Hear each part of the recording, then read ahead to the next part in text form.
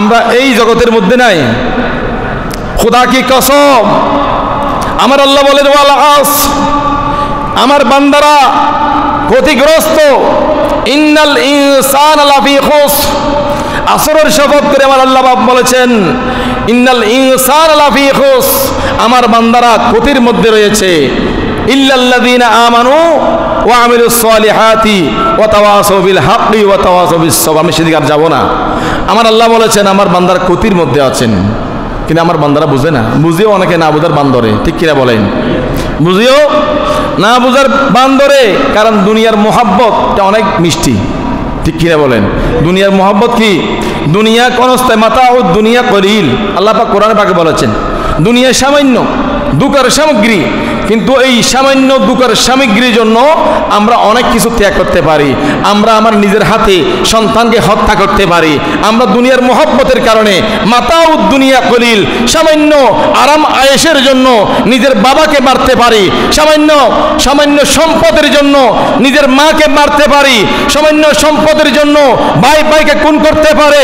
সামান্য সম্পদের জন্য এলাকার মানুষ এক মানুষ আর মানুষকে মারতে পারে।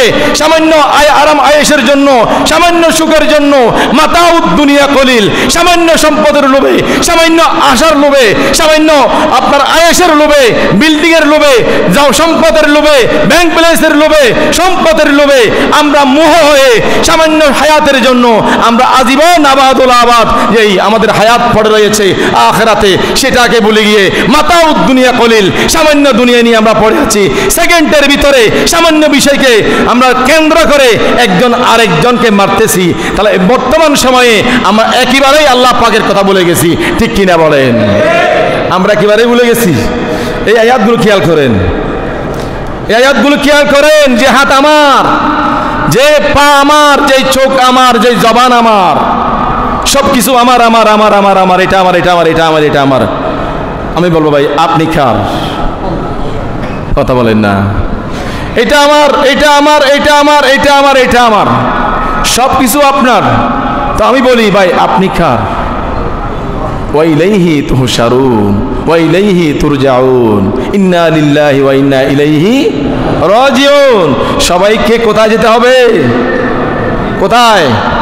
কবরের ভিতরে, মাটির ভিতরে। কোনোদিন জিজ্ঞাসা করবে না বাবা তুমি কেমন আছো? মোবাইল ফোন আছে ভিতরে? কথা বলেন না। কবরের ভিতরে মোবাইল ফোন আছে?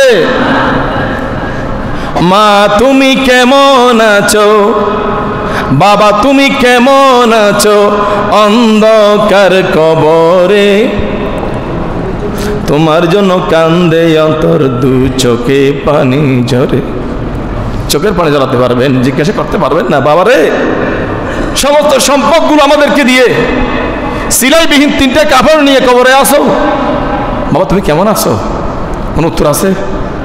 কথা বলেন, কোন উত্তর আছে? উত্তর দিতে পারবে? সেই কবরের মধ্যে কি আমাদেরকে যেতে হবে না? কথা বলেন, যেতে হবে না?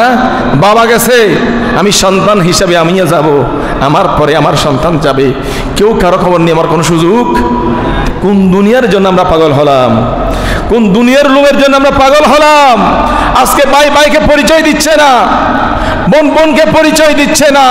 একজন মানুষের সাথে আরেকজন মানুষের যে মোহাব্বতের তাল্লুকাত, সেটা আমরা একেবারে বলে গেছি, ঠিক কিনা বলেন? তো আমার আল্লাহ বলেন তোমরা যে তোমাদের অঙ্গ প্রত্যঙ্গকে আপন মনে করে চুরি করেছো হাত দিয়ে,